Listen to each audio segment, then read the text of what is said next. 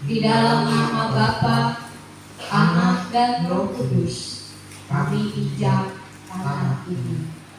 Seiring dengan perjalanan pekabaran Injil untuk membuka tabir kegelapan di negeri ini, Gereja Gema Injil Indonesia telah melebarkan sayap pewartaan Injil kebenaran Kristus di atas tanah Papua.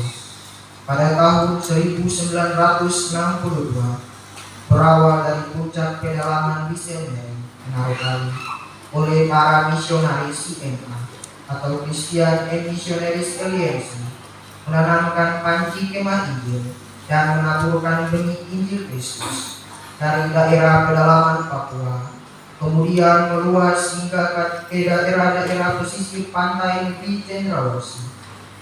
Menelusuri latar belakang berdirinya Gereja Kemah Injil Indonesia berawal dengan nama Kemah Injil Gereja Masehi Indonesia atau KIMI.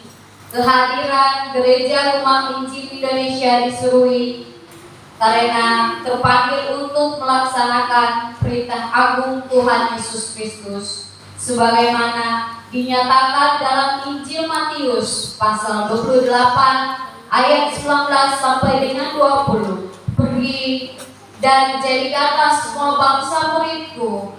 Tujuan tersebut sangat relevan dengan misi utama Gereja Kemah Injil Indonesia, yaitu Gereja Kemah Injil Indonesia menerima dari Allah tanggung jawab menjadi alat transformasi melalui pekabaran Injil.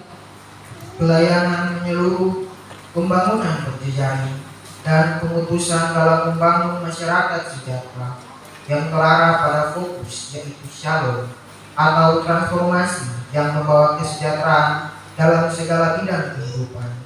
Sedangkan visinya yaitu Gereja Gema Injil Indonesia ada untuk memuliakan Allah dengan menjadi alat transformasi.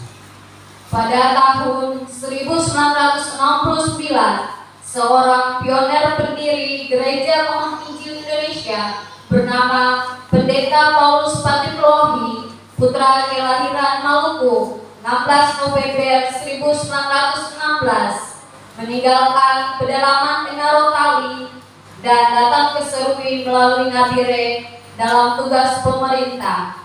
Namun di balik itu, Pendeta Paulus Patilohi mempunyai misi yang lain, yaitu bertekad mendirikan Gereja Kemah Injil Indonesia. Almarhum Pendeta Paulus Patilohi mengadakan pendekatan dengan beberapa orang suku Ekari yang adalah anggota Gereja Kemah Injil Indonesia yang berada di kota Serui pada waktu itu. Maksud baik ini direspon secara positif. Akhirnya, ibadah pertama dengan tata cara Gereja Kemah Injil Indonesia dilaksanakan di awal tahun 1969 dengan jumlah anggota 6 orang yang kemudian bertambah menjadi 17 orang. Melihat jumlah anggota yang dapat memenuhi anggaran rumah tangga, maka pada tanggal 24 Juli tahun 1974 melalui suatu rapat resmi ditetapkan berdirinya Pos Gereja Kemah Injil Indonesia di Serui. Dalam rangka meningkatkan peran dan fungsi organisasi Gereja Kemah Injil Indonesia di Serui sebagai suatu institusi yang memiliki legalitas formal dan diakui keberadaannya, maka Pendeta Paulus Patilohi menghadap Kepala Kantor Departemen Agama Kabupaten Yapen Waropen untuk memohon agar diterbitkan rekomendasi kepada Gereja Kemah Injil Indonesia Serui.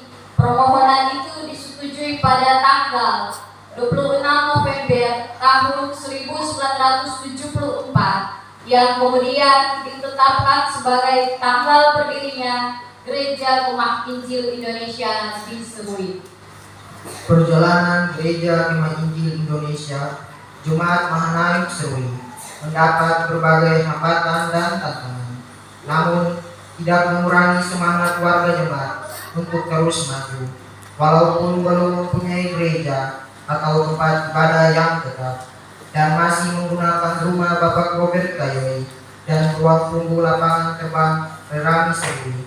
Beberapa peristiwa lain diantaranya: Pada tahun 1975, Pendeta Paulus Patiflohi dihadapkan ke Polres Yapen Waropen untuk dimintai keterangan karena disinyalir ajaran firman Tuhan yang dikembangkan oleh gereja kini di saat kedatangan tim penginjilan KKR wilayah Irian Jaya. Pimpinan Pendeta Olen Pati mendiskreditkan pemerintah dan keluar dari kaidah firman Tuhan. Sekitar tahun 80-an, mendapat teguran dari Departemen Agama dengan alasan tempat ibadah tidak memenuhi syarat. Pada tahun 1982 terjadi miskepemimpinan sehingga